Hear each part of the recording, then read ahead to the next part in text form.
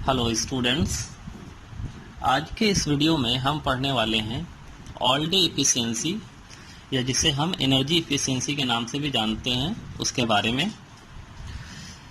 तो हेडिंग बना लेते हैं ऑल डे एफिशिएंसी।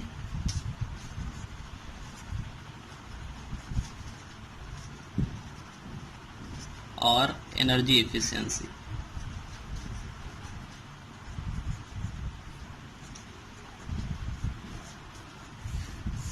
तो एनर्जी का जो एफिशिएंसी का जो बेसिक फार्मूला हम लोगों ने देखा है वो देखा है efficiency is equal to output power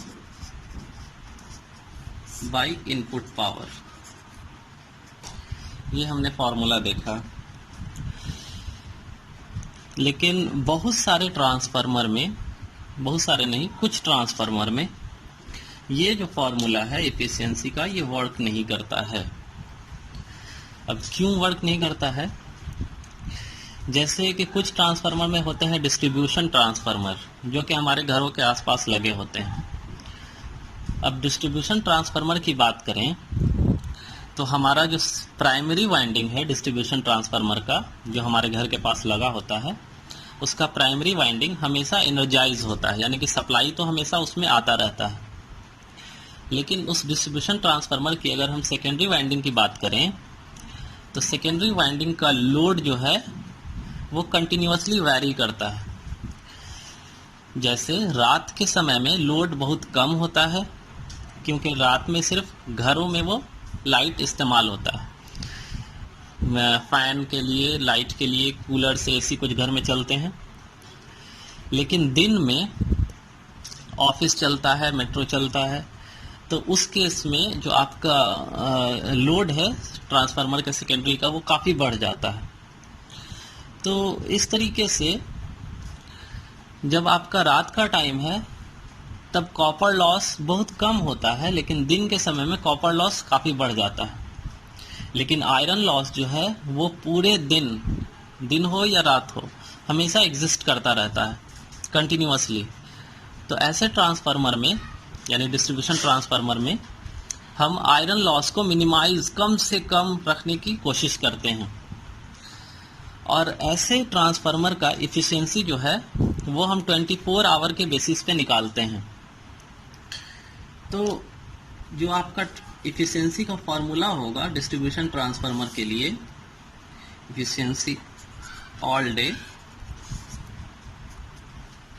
वो होगा kilowatt hour output in 24 hours divided by kilowatt hours input in 24 hours। Kilowatt hour ये हो गया, किलोवाट यानी पावर, पावर को हमने आवर यानी कि टाइम से मल्टीप्लाई कर दिया तो ये बन जाता है energy.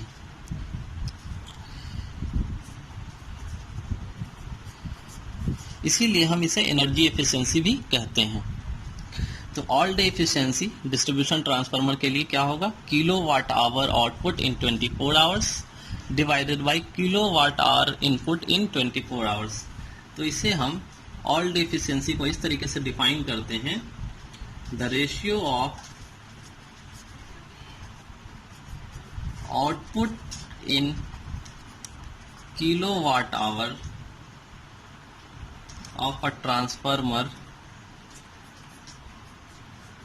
over a 24-hour period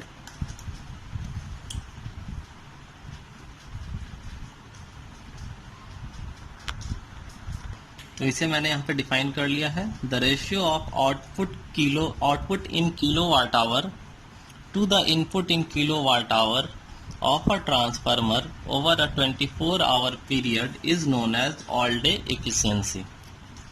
तो all day efficiency में इतना ही पढ़ना है आपको। अब हम इसके बेसिस पे एक न्यूमेरिकल सॉल्व करेंगे। तो देखिए क्वेश्चन है, a 5 kVA distribution transformer has a efficiency, full load efficiency of 95% at which copper loss is equal to iron loss। The transformer is loaded for 24 hours as under this condition: no load for 10 hours, 1/4 of full load for 7 hours, half of full load for 5 hours, and full load for 2 hours. Calculate all day efficiency of the transformer. तो सबसे पहले इसमें given क्या है, KVA rating दिया हुआ है 5 KVA. Full load efficiency है आपके पास 95%। कॉपर लॉस आपका बराबर है आयरन लॉस के। आपको निकालना है ऑल डे इफिशियंसी।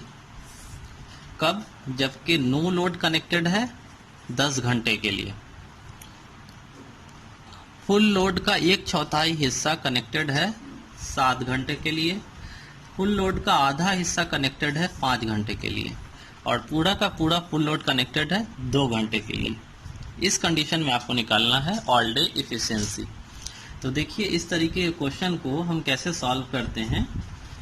सबसे पहली बात कि इफिशियंसी निकालने के लिए ऑल डे इफिशियंसी का हमने क्या फॉर्मूला देखा है। ऑल डे इफिशियंसी ये होता है kilowatt hour output in 24 hours divided by kilowatt hours input in 24 hours. अब हमें आउटपुट निकालना होगा। सबसे पहले आउटपुट निकालने के लिए हम क्या करते हैं, तो V2 I2 cos phi, लेकिन cos phi इस क्वेश्चन में नहीं दिया हुआ है, पावर फैक्टर कहीं भी नहीं दिया हुआ है। तो जहां क्वेश्चन में पावर फैक्टर नहीं दिया रहता है वहां पे हम यूनिटी मान लेते हैं उसे, कि पावर फैक्टर मेरा यूनिटी है। तो अब अगर आप निकालेंगे output power, full load output power, यहाँ पे आपको निकालना है किलोवाट आवर आउटपुट इन 24 आवर्स। तो इसको निकालने के लिए हम पहले फुल लोड का डाटा सारा निकाल लेंगे, फिर उसके रिस्पेक्ट में इसको निकाल लेंगे। तो हम निकालते हैं फुल लोड आउटपुट। तो फुल लोड आउटपुट आप कैसे निकालते हैं, output is equal to V2 I2 cos phi 2 होता है। तो V2 I2 तो आपके पास नहीं है, लेकिन केवीए रेटिंग है, तो 5। पावर फैक्टर आपको मैंने बताया यूनिटी मानना है, तो फुल लोड आउटपुट हो जाएगा आपका 5 किलोवाट। अब आप निकालेंगे full load input. Full load input आप कैसे निकालेंगे, तो इफिशियंसी का फॉर्मूला हम क्या जानते हैं, आउटपुट बाय इनपुट। तो इफिशियंसी आपके पास है 0.95, तो यहां से आप निकाल लेंगे 5 डिवाइडेड बाई 0.95, ये हो जाएगा आपका 5.26 किलोवाट। अब हम निकालेंगे टोटल लॉस फुल लोड के केस में। तो फुल लोड के केस में अगर हम टोटल लॉस निकालें तो हम क्या जानते हैं, एफिशिएंसी से हम जानते हैं कि इनपुट बराबर होता है आउटपुट प्लस लॉसेस। तो यहाँ पे आपको फुल लोड का आउटपुट भी है, फुल लोड का इनपुट भी है। तो यहाँ से आप फुल लोड लॉसेस निकालेंगे तो ये मिलेगा आपको 5.26 में से 5 किलोवाट लेस करेंगे तो मिल जाएगा आपको 0.26 किलोवाट। अब यहाँ पे लिख रहा है कि कॉपर लॉस बराबर है आयरन लॉस के। तो कॉपर लॉस आपका कितना, आयरन लॉस कितना हो जाएगा, दोनों का आधा आधा यानी कि 0.13 किलोवाट। ये हो गया आपका आयरन लॉस। बाकी बचा जो कॉपर लॉस यानी कि बाकी का 13 किलोवाट, वो अलग अलग लोड पे अलग अलग होगा। तो हम कॉपर लॉस जितना भी मेरे पास लोड दिया हुआ है, सबसे पहले ये तो जीरो हो जाएगा नो लोड के केस में। ये आपका नो लोड के केस में, क्योंकि नो लोड के सिर्फ केस में सिर्फ नो लोड करंट फ्लो करता है, तो कॉपर लॉस यहाँ पे जीरो होगा। यहां से हम निकालना शुरू करेंगे। तो कॉपर लॉस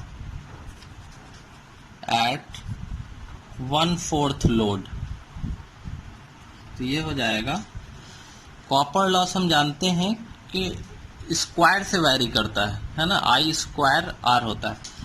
तो ये हो जाएगा 1/4 और स्क्वायर करेंगे इसका तो हो जाएगा 16 और टोटल कॉपर लॉस कितना है तो 0.13। ये हो जाएगा आपका 0.03 किलोवाट कॉपर लॉस। कितना होगा 1/4 लोड पे तो 0.3 किलोवाट। अगेन कॉपर लॉस, अगला कंडीशन है मेरा हाफ लोड पे, तो copper loss at half load तो 1/4 इंटू 0.13 ये हो जाएगा 0.03 किलोवाट। इसे हम कैलकुलेट करेंगे तो ये 0.3 नहीं 0.8 आएगा। अगला फिर फुल लोड के केस में 2 घंटे के लिए, तो फुल लोड के केस में तो आपने कॉपर लॉस निकाला है, कितना होगा 0.13 क्योंकि इसका आधा ही है, वो फुल लोड का है। यहाँ से हमने सारा डाटा फुल लोड का निकाला है, फुल लोड लॉस, तो फुल लोड ये आयरन लॉस है, फुल लोड कॉपर लॉस भी होगा जो कि बाकी का 0.13 होगा। अब हम टोटल कॉपर लॉस निकाल लेंगे 24 घंटे में। तो total copper loss in 24 hours ये हो जाएगा आपका हाफ, यहां से शुरू करते हैं, ये तो 0 हो गया, ये हो गया आपका 1/4 ऑफ फुल लोड। तो 1/4 के लिए हमने कितना निकाला है 0.08 किलोवाट और ये कितने देर तक चलता है 7 घंटे, तो 7 घंटे तक कॉपर लॉस होगा ये वाला, तो 0.8 इंटू 7 ये हो गया आपका 7 घंटे के लिए 1/4 प्लस अगला है आपका हाफ ऑफ फुल लोड 5 घंटे के लिए, तो हाफ कितना हो गया 0.3 इंटू कितने घंटे के लिए चलता है 5 घंटे के लिए। फिर अगला है आपका फुल लोड 2 घंटे के लिए, तो फुल लोड के केस में 0.13 है तो 0.13 इंटू 2, इन सब को हम ऐड करेंगे तो टोटल कॉपर लॉस होगा 24 आवर्स में 0.466 किलोवाट आवर, ये होगा आपका टोटल कॉपर लॉस। अब हम बात करेंगे टोटल आयरन लॉस की, तो टोटल आयरन लॉस हो जाएगा आपका